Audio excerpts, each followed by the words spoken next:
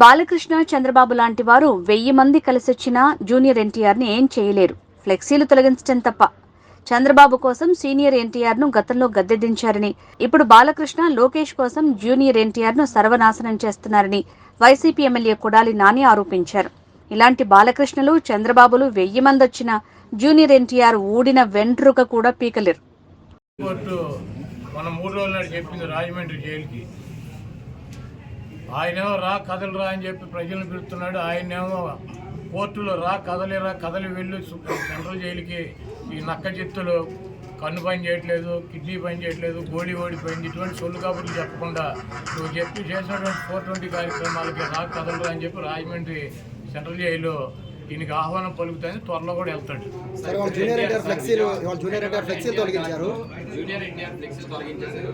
బాలకృష్ణ గారు చెప్తేనే తీసేసామని చెప్పి కూడా చెప్తున్నారు అక్కడ ఎన్టీఆర్ ఘాట్లో హైదరాబాద్. జూనియర్ ఎన్టీఆర్ ఫ్లెక్సీలు తొలగిస్తే ఎవడ తీయమన్నా ఆయన ఊడిపోయిన ఇంటికి ఊడిందా? వాళ్ళ నీచమైన బుద్ధి. ఎన్టీ రామారావు పేరు చెప్పి భజన చేసుకునేటువంటి కుటుంబ సభ్యులు ఎన్టీ రామారావుని, పెద్ద ఎన్టీఆర్ని ఏమో చంద్రబాబు కోసం దించారు. జూనియర్ ఎన్టీఆర్ని ఏమో సిగ్గు లేకుండా బాలకృష్ణ మళ్ళీ అల్లుడి కోసం, ఈ లోకేష్ పప్పుగడ్డి కోసం సర్వనాశనం చేసేటువంటి కార్యక్రమం పెట్టుకున్నారు. ఇటువంటి బాలకృష్ణలో, ఇటువంటి చంద్రబాబు నాయుడు 1000 మంది వచ్చినా కూడా జూనియర్ ఎన్టీఆర్ ఊడిపోయినటువంటి ఇంటర్ కూడా పేర్లేదు. మరి వచ్చే ఎన్నికల్లో కొడాలి నానికి డిపాజిట్లు కూడా రావు అని చెప్పేసి టీడీపీ నేతలు ఇవాళ సభ ద్వారా మేము ప్రూవ్ చేస్తామని చెప్పి టీడీపీ నేతలు. చంద్రబాబు 2014 ఎన్నికల ముందు 3 సభలు పెట్టాడు గుడివాడలో. అప్పుడు కూడా ఏ సొల్లు కబుర్లు. కాకపోతే పోటీ చేసే అభ్యర్థులు మారారు, వచ్చి ప్రగల్భాలు చెప్పే సొల్లుగాళ్ళు మారారు. 2019 ఎన్నికల్లో కూడా కొడాలి నానికి డిపాజిట్ లేకుండా చేస్తాను 3 మీటింగులు పెట్టి ఇటువంటి సొల్లు కబుర్లు, ఈ సొల్లు నా కొడుకులు సొల్లు పోరానని చెప్పారు. మళ్ళీ 2024 వచ్చింది, మళ్ళీ అభ్యర్థులు మారారు, మళ్ళీ మాట్లాడేవాళ్ళు మారారు.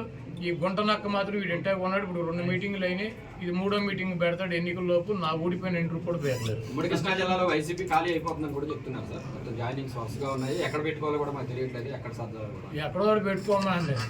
బాబు కొడుకులు 2 పుస్తకాలు పెట్టుకుంటారు కదా, ఎర్ర బుక్కులు, అక్కడ పెట్టుకోమండి. బాబు కొడుకులు ఎర్ర బుక్కునే చించి తోసుకోమని చెప్పి కదా, ఎర్రను కూడా ఎక్కడో తోసుకోమని చెప్పాలి. జన సమీకరణ రాకుండా పోలీసులు అడ్డుకుంటున్నారు అని చెప్తున్నారు. అసలు చంద్రబాబు గుడివాళ్ళు ఎవడొస్తాడు? చంద్రబాబు గుడివాళ్ళు పట్టించుకునేవాడు దొంగ 420 గాడు అని తెలియదు. మా గుడివాడలో మాకు ఎన్టీ రామారావుని అంత మహోన్నతుడిని పార్టీ నుంచి తొలగించి ముఖ్యమంత్రి పదవి కొట్టేసి మా ప్రాంతం వాడిని సంకనాకి ఇచ్చేసినటువంటి వెధవీడు అని తెలియదు. వీడికి ఎవడొస్తాడు? చంద్రబాబు నాయుడికి జనం వస్తారా? అంటే 1,00,000 మందితో సభ పెడుతున్నామని టీడీపీ నాయకులు చెప్తున్నారు కదా సార్. మొన్న 2 లక్షలు అన్నారు, ఇప్పుడు 1,00,000కి వచ్చారా? అది మొన్న వాళ్ళే పార్టీ మీటింగ్ పెట్టి 2 లక్షల మంది జనం అన్నారు, ఇప్పుడు 1,00,000కి వచ్చారా? అక్కడ తీసుకున్న ల్యాండ్ ఎంత చూసారా మీరు? 22 ఎకరాలు పొలం తీసుకున్నారు, దాంట్లో 9 ఎకరాలు పార్కింగ్ పెట్టారు, 5 ఎకరాలు డయాస్ వేసారు, 5,000 కుర్చీలు వేశారు. 1,00,000 మంది వస్తారా? ఇప్పుడు వెళ్ళి లెక్కేటట్టు కుర్చీలు 5,000 ఒకటో కుర్చీ ఉంటే నేను గుడివాడ వేసి వెళ్ళిపోతా. మీరు వెళ్ళా లెక్కేటట్టు మీడియా వాళ్ళు. 22 ఎకరాలు ల్యాండ్, 7 ఎకరాలు పార్కింగ్, 9 ఎకరాలు పార్కింగ్, 5 ఎకరాలు ఏమో డయాస్ అంట, ఆయన సెక్యూరిటీ అంట. వేసి 5,000 కుర్చీలు వేసి 1,00,000 మంది వస్తారు. 5,000 కుర్చీలు 1,00,000 మంది కూర్చుంటారు. అంటే ఒక కుర్చీలో 10 మందిని కూర్చోబెడతారు. ఏంటి ఇవన్నీ సొల్లు కాబులు. 5,000 మందికి వాళ్ళు ఏర్పాట్లు చేశారు. చంద్రబాబు మాట్లాడేటప్పుడు 3,000 మంది ఉంటారు. చంద్రబాబుకి ఆయన ఋత్విక్ రోషన్ ఏంటి ఓ జగబడి వచ్చేటకి ఈ సొల్లు కానీ నా చిన్నప్పటి నుంచి చూసి సొల్లు కబుర్లు, సొల్లు పురాణం ఇవన్నీ ఈయన మా వాళ్ళకి చెవుల్లోంచి రక్తం గారిని చంద్రబాబుని పట్టించుకున్నాడు గుడివాళ్ళు ఎవడు ఉండడు. అంటే మీరేమో ఏమీ లేదంటున్నారు. ఒక పక్కన బాలసారి గారు జనసేనలో చేరుతున్నారు, బాలసారి గారు టీడీపీలో చేరుతున్నారు. ఎందుకని ఇట్లా వెళ్తూ ఉన్నారు? జగన్మోహన్ రెడ్డి గారు నిన్ను టీవీలో, ఏ టీవీ? 10 టీవీ. నిన్ను తీసేస్తే నువ్వు ఎక్కడ చేస్తావు? ఏదో ఛానల్ చేరవా? ఇంటికాడ కూర్చుంటావా? పార్థసారథి గారి దగ్గర కనీసాలు ఎందుకు వెళ్ళారు సార్? ఆయన వేరే చోటుకి వెళ్ళమని వెళ్ళారు, ఆయన చెబుతున్నాడు కదా. కాదు సార్, పార్థసారథి గారి దగ్గరికి ఎవరు వెళ్ళారు? వైసీపీ లీడర్లు పార్టీ వీడి వెళ్ళొద్దని చెప్పి. ఎవరు వెళ్ళింది? ఎవరు? అయోధ్యరావు రెడ్డి గారు.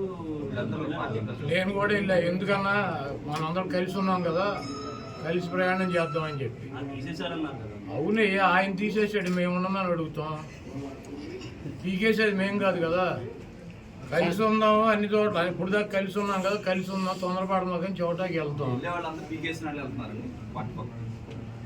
మరి ఎవరు వెళ్తారు? అది ఎవరు వెళ్తారు? జగన్మోహన్ రెడ్డి గారు సీట్ ఇస్తానంటే నాకు వద్దు జనసేన తెలుగుదేశం మా జలది ఏ పార్టీకి వస్తే సీట్ ఆ పార్టీలో చేస్తామని చెప్పి వెళ్ళేవాడు వాడు ఉన్నాడా? అది జగన్మోహన్ రెడ్డి గారు పీకేసిన వాళ్ళు తప్పించి పక్కన పెట్టిన వాళ్ళు తప్పించి ఎవరు వెళ్ళారు చెప్పండి, వాడి పేరు చెప్పండి. జగన్మోహన్ రెడ్డి గారు నేను సీట్ ఇవ్వను నీకు బాగాలేదు అని చెప్పిన వాళ్ళు తప్పించి ఎవరు వెళ్ళారు చెప్పండి, వాడి పేరు చెప్పండి. లేదు మాకు చంద్రబాబు దగ్గరికి వెళ్తామని చెప్పి వెళ్ళినాడు ఎవడు, ఒకటి పేరు చెప్పండి.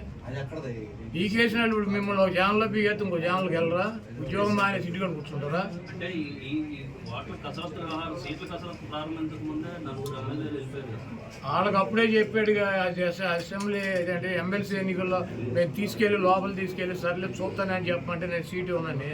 మీరు రామాయణం ఎంత రావుడు సీత ఏమవుతుంది నేనేం చెబుతాను కాదు. 4 ఏళ్ళు నలుగురికి అసెంబ్లీ జరుగుతుండగా ఓటేసే ముందు నలుగురిని తీసుకెళ్ళి ముఖ్యమంత్రితో మాట్లాడిచ్చారా? మాట్లాడితే నేను సీట్ ఇవ్వలేను మీకు, మీరు గబ్బులే పలిగిపోయారని చెప్పి చెప్పాడా? వాళ్ళే బయటకు వచ్చి చెప్పారా నాకు సీట్ ఇవ్వను అన్నాడు, అందుకని చెప్పి మేము వేసామని చెప్పి. మళ్ళీ రామాయణం అంత రాముడు సీత ఏమవుతుందంటే అప్పుడు నలుగురైనా ఎప్పుడు నలుగురైనా జగన్మోహన్ రెడ్డి గారు సీట్ ఇవ్వనంటే వెళ్ళిపోతారు.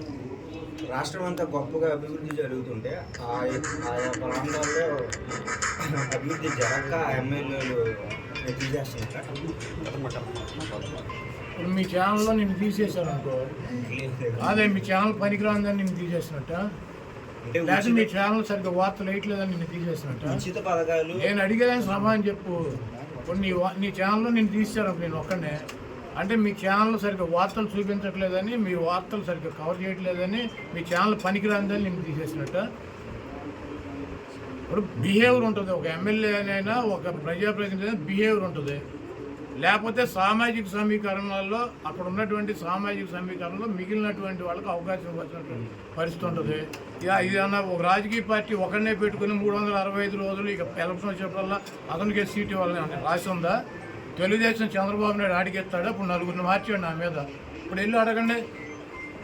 అదే ఇప్పుడు నేను